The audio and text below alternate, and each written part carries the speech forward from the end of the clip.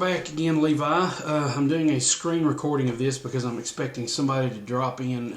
I don't know exactly what time for some home maintenance stuff, and I don't have to piece this together. So this way I can just pause it if I'm interrupted. So we've been working on Unclouded Day. I'm going to move this thing up here so we can be out of our way here. Been working on Unclouded Day. And I just thought, well, we'd go over some of the stuff we went over last week, and maybe if I can think of anything new, we can do that. Just a heads up, don't forget tomorrow or next week there will be no video lesson because I'll be on vacation. I won't be able to do one.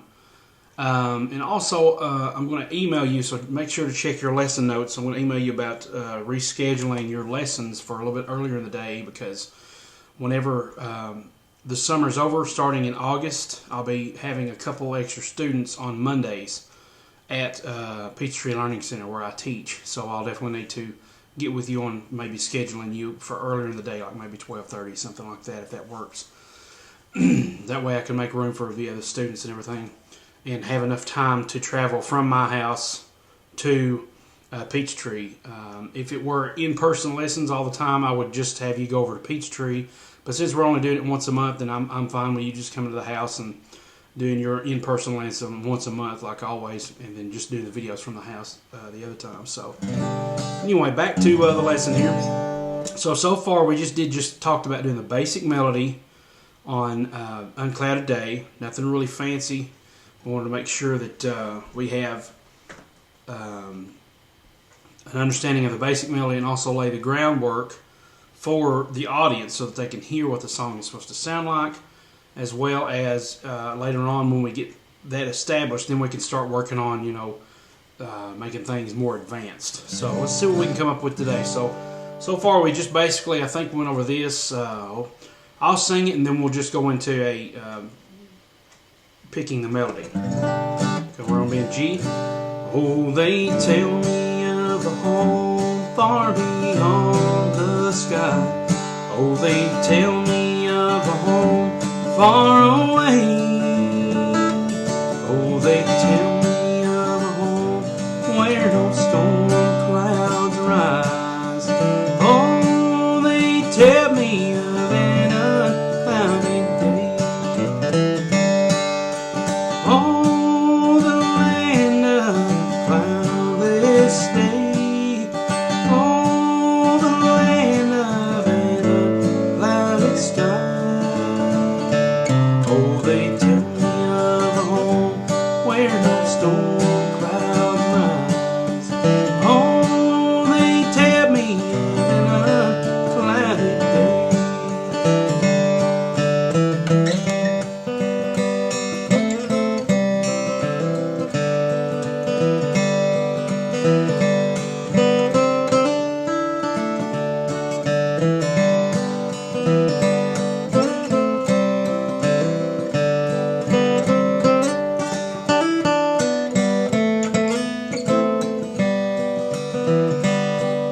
So that's as far as we got. And basically, you could hear the melody there, even if I didn't have any lyrics at all. If I just did humming,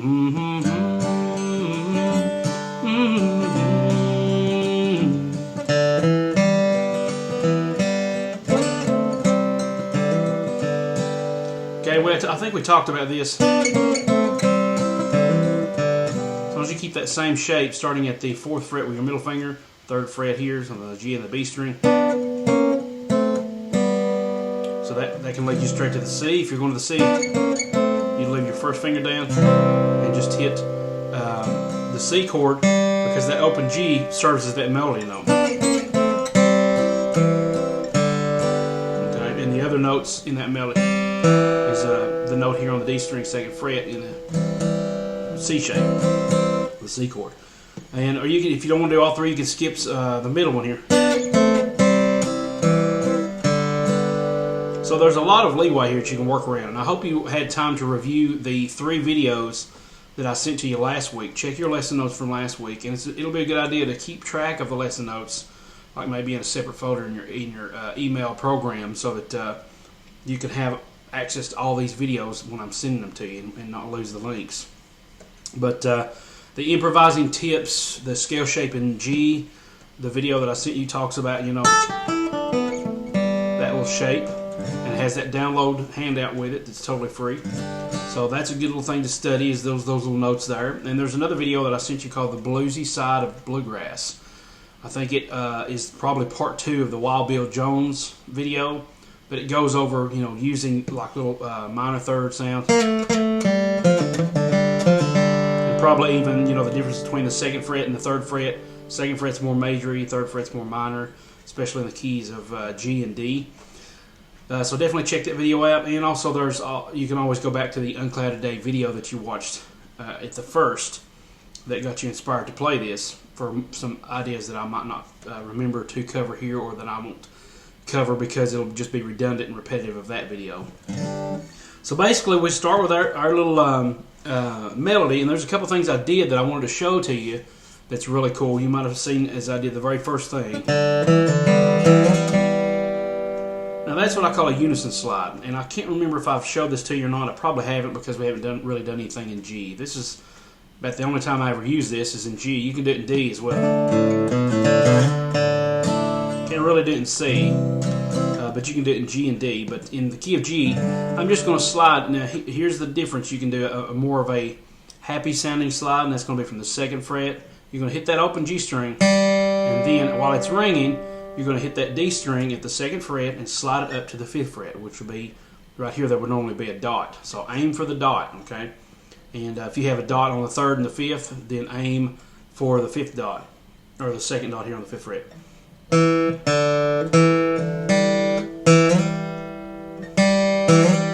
And it's really easy for the back side of that middle finger to kind of cut that G off a little bit. So try to keep it kind of straight out. And then at the very end of that slide, I hit that G again.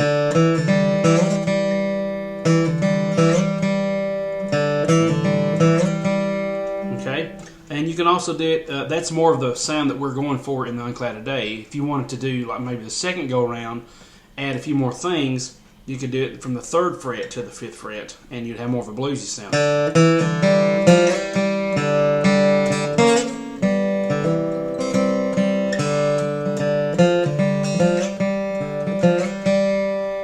Really good bluegrassy sound, and you don't really find that in any other style of playing other than maybe a little bit of country, but mostly bluegrass.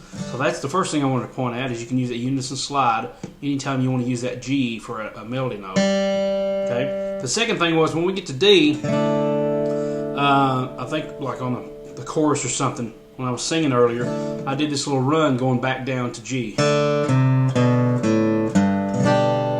It's a very easy run. I don't think we've done that either. And all that is when you're in D,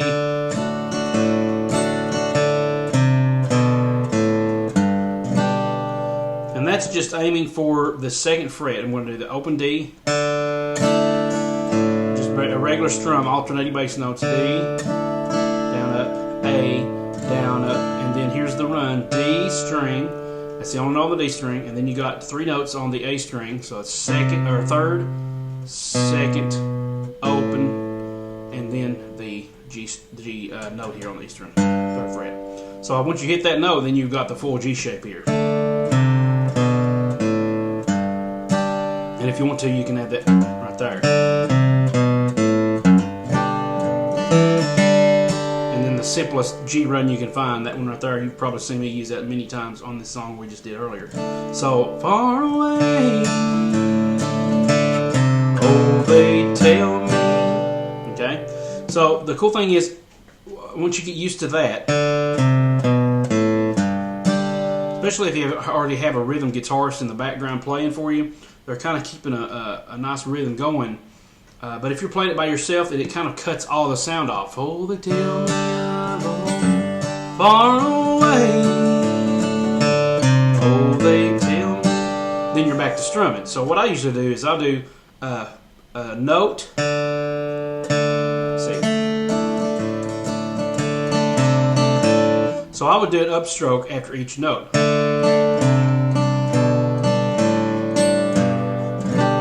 Typically what I do to fill those gaps. Tell me of home, far away. Oh, baby. And what I'm hitting is the B and the G strings, basically. Main maybe even the D string would work too, but I'm just aiming for a couple of notes there. You can even include that E string if you want to.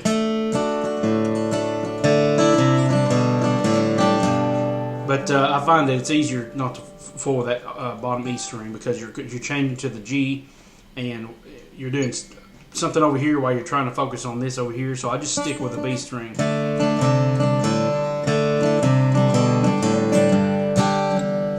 Okay, so alright, I think my screen just blacked out for a second. So anyway,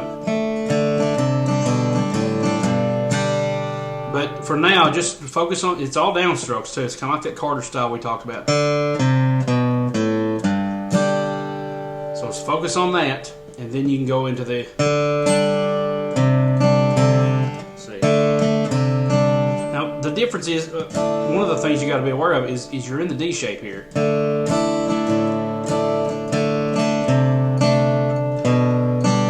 So you can either, now watch this hand. I don't know if you're watching my picking hand or what, but watch this fretting hand.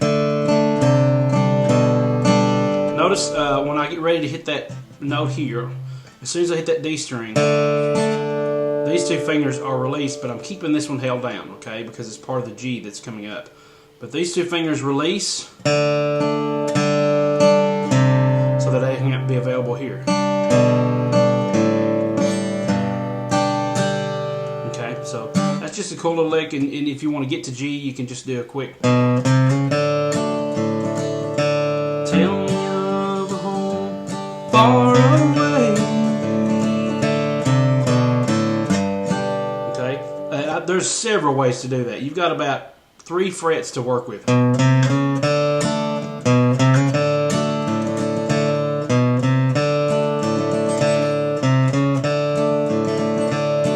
So there's several different ways that you can choose to do that, and a lot of it has to do with the timing. If you're going to do it early, far away, or if you're going to wait until do it right when the chord changes. Tell me of a home far away. Tell me of a home far away. So it's the timing. It comes in earlier if it's faster, and if you wait and come in a little bit, or it comes in later if it's faster. If you wait and come in a little bit earlier, then you can use a longer, phrase.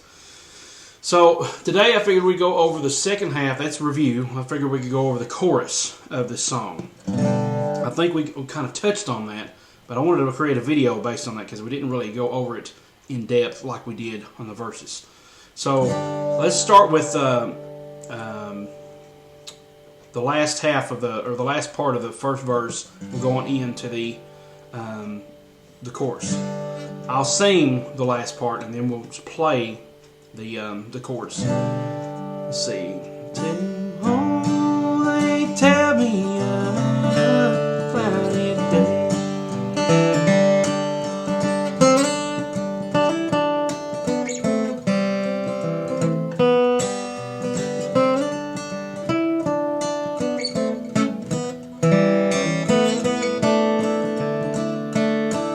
We talked about that, just that much, because the rest of it is the same. There's 3/4 of the song is the same, and that one little quarter is just that little first half of the chorus. Because after that is, well, here it is like this. Oh, the land of cloudless day.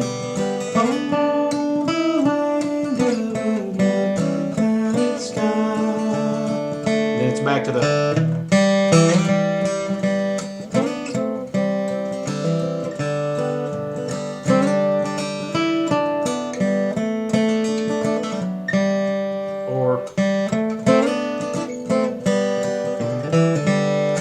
If you can notice it, but as you can see, I'm using this type of G more than I am this one, because this makes it easier to come down and hit these two notes here,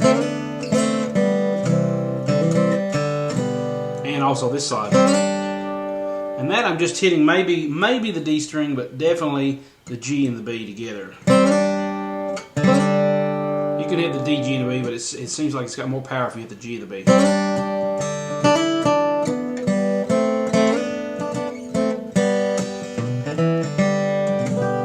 Okay, so here's the first part of that.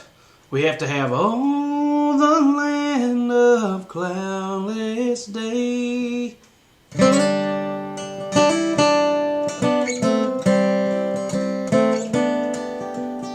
And if you stay here and just bar this, and you can even put this down if you want to, but it's not really necessary. You can just stay here.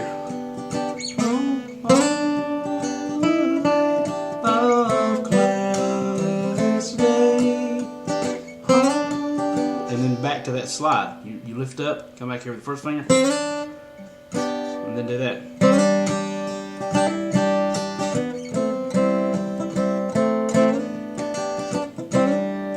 Now you can decide to come back with that again the second time, or just do the open G. Now this has to be an A7 because the open G is part of the melody.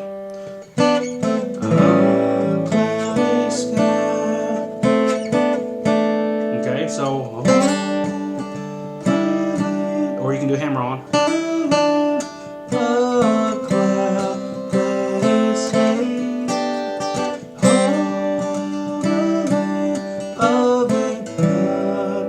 Now just get used to this little transition. And I'm hitting the A string all the way down to maybe the B string. Because you can hear that G in there. It's kind of masked a little bit by the other 3 strings.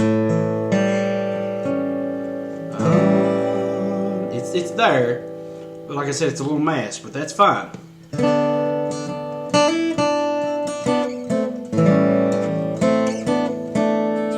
And in that case, it's really cool. You can come back here. Clouded sky. You can either go to this D, or you can come back to this position. Because this is part of the D7, which is if you add this little bottom note here on the 2nd fret, you have a D7. So, oh, the land of a clouded sky. See, we got a D7 there now. So that's part of it. So you can even leave your fingers here. Oh, they tell me, and then back to that. And at the very tag of that, oh, they tell me. And this is a little tricky. They tell me or you can do the open B. They tell me they tell me But for me it seems a little tricky with my picking, so I just typically do this B here. They tell me and then the open G.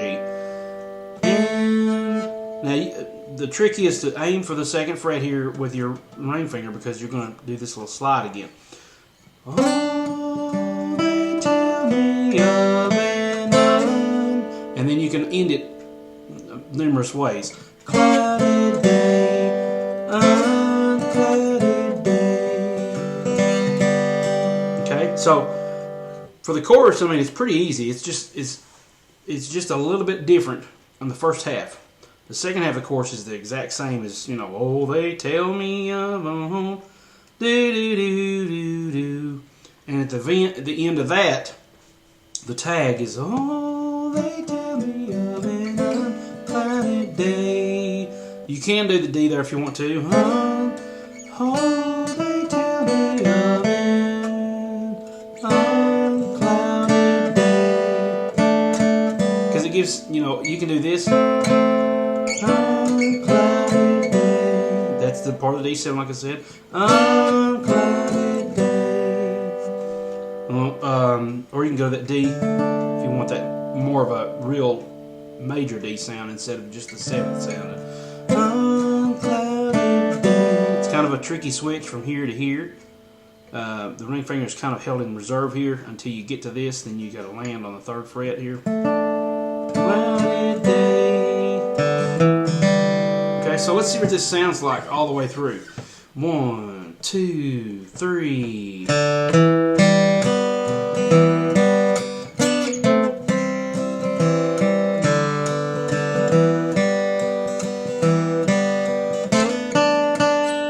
Now, for me, I automatically messed up there because I need to be in a position to make this D. So, let's try that again.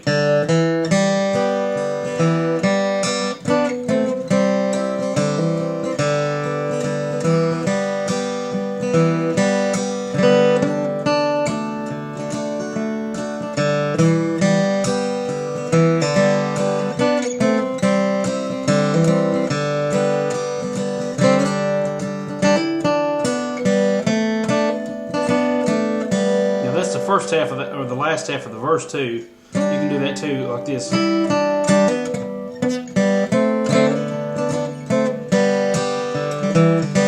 of course.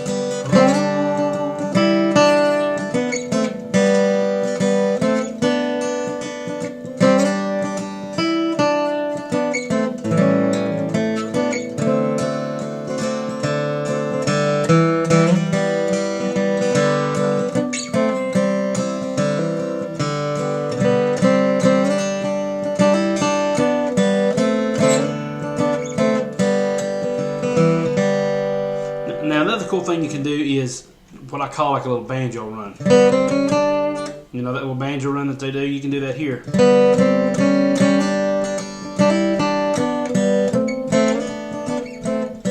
And all that is, instead of sliding from the 1st to the 3rd fret, so that does sound really cool to me, but if you do that all the time, I mean, it doesn't necessarily going to bore the audience, but it's good to add a little bit of flair here and there, some extra stuff. And I do that with the first finger so that I can be ready here. I don't do this because then I'd have to move to be in position. A lot of playing guitar is making sure that you're playing to where you'll be in position for the next movement. As what Tony Rice says, you know, he learned it from some other guy. He says is on a master class that playing, you know, bluegrass guitar is kind of like playing billiards. You're always setting yourself up for the next shot, not the one you're taking now, but you plan ahead and you think of what's going on next. So in this case, I don't go unless I think I'm going to slide there instead of here. So there's all kinds of different ways you can do things. You could do this. You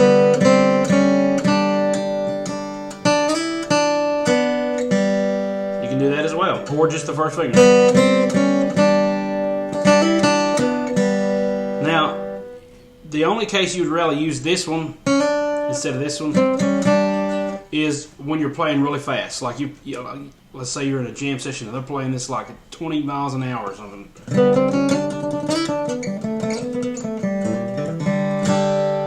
Whereas instead of doing that, it'd be kind of harder to get that to move just like that because it's kind of stiff. You would train your fingers here.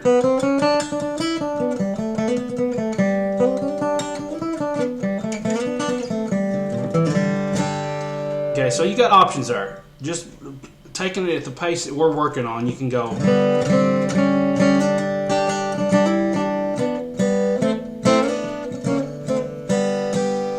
And it's cool to hear that little staccato, that little play and stop. I don't know, it's kind of a little playful like that. So the audience, you know, that kind of seems like that would be really nice to do every now and then. Or you can go, or you can either hammer on there at the last note. Pick the regular ones and then hammer on.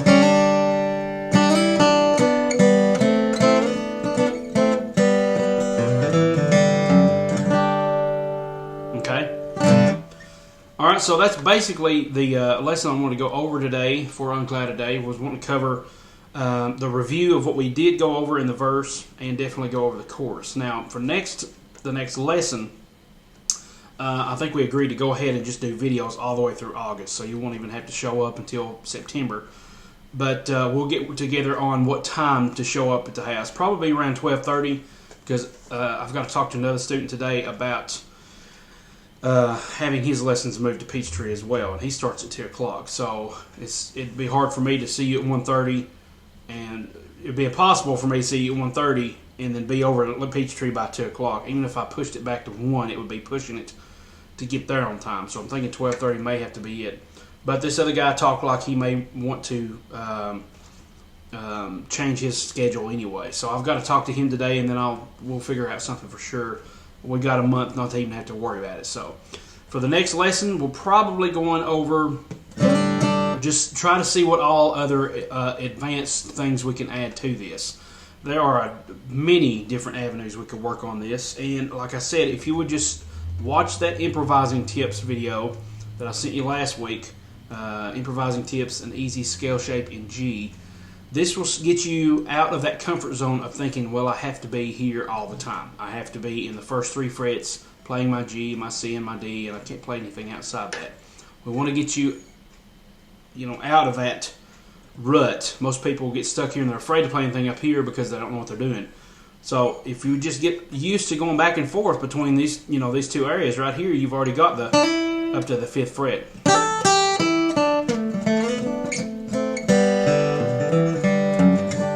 And I would encourage when you're playing the song to try to play it in this shape, because you're going to use this a lot, and it's just easier to do it from here, just dropping those fingers down, than from doing here, having to shift your whole hand and make sure you can correctly hit those, those notes there. So, but we'll definitely work on some advanced stuff, and if you just practice this,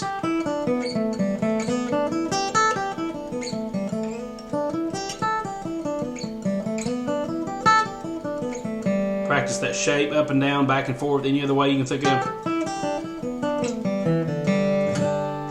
Practice it any way you can think of. Get used to getting outside this, locked in area of the G, and you'll be amazed at how much better it is for you to play and get more loose and relaxed in your playing when you're confident knowing that I can hit these notes. The only thing is that the last two notes, the last two strings are on the dots.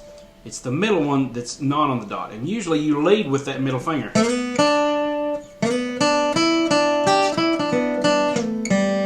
Or in this case, you can lead with the first finger.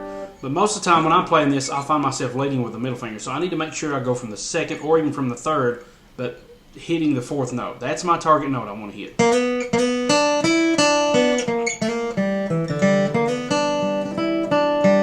And when you're playing notes up here, it's really good to hit that open G for context.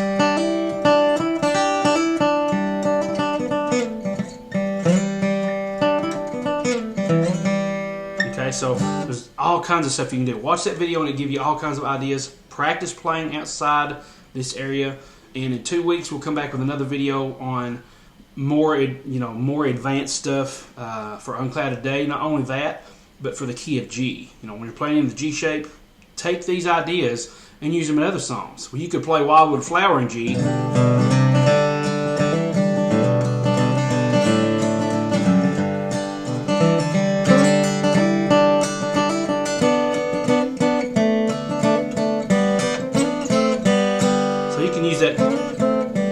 That right there too. So you can not transpose, but cut and paste licks here and there in different G shapes. If we play this in A, it'd be the exact same thing, 2 frets higher. We just play the same stuff. So it's just amazing what you can do when you learn it in one shape. You translate that to other songs using the same exact licks. The timing may be different because it might be, instead of 4/4 timing, it might be a 3/4 timing. Even Amazing Grace.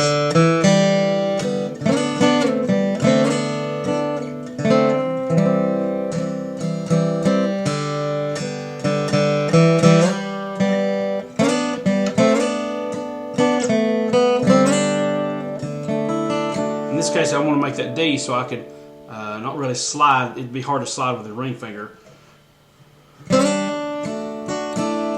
But you could do it. It's kind of hard because you got all this stuff back here in the way. And plus, if you hit that open G, it won't sound good because we're going straight to the D. There's really no gap there. So you kind of learn to give and take, get an idea of what you can and what you cannot do in any given key.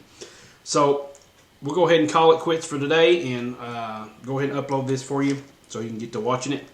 And just practice this for the next couple weeks, and I'll see you back here on the first. I'll get the video done on the first Monday. Should be the first Monday in August. And before this thing starts crashing, we're going to go ahead and say goodbye. Thanks so much for watching, Levi, and I'll see you in 2 weeks. And you have a good one until then. And hope you're learning. Hope you're still enjoying this, and that people are still bragging on you playing. It's a joy, helping other people be able to finally get more control over the instrument and get a better idea of what they're doing, so they can be more confident. And that's one of my goals, is to make sure people, a lot of people are too afraid to play in front of people, or they're afraid to venture out, other areas of fretboard. And my goal is to get people comfortable doing that, get them to where they're familiar with the instrument. And it takes time. It takes time practicing. You have to spend time with the instrument. That's all there is to it. You can't just lay it down week to week and expect to get better. It takes spending time with the instrument, getting comfortable, getting familiar with everything. And so much so that you don't even have to think. It's just like it's just like it's part of you. Okay? So thanks so much for watching. I'll see you next time, and you have a good couple weeks playing some awesome guitar. And we'll talk to you later. Thanks, Levi. God bless.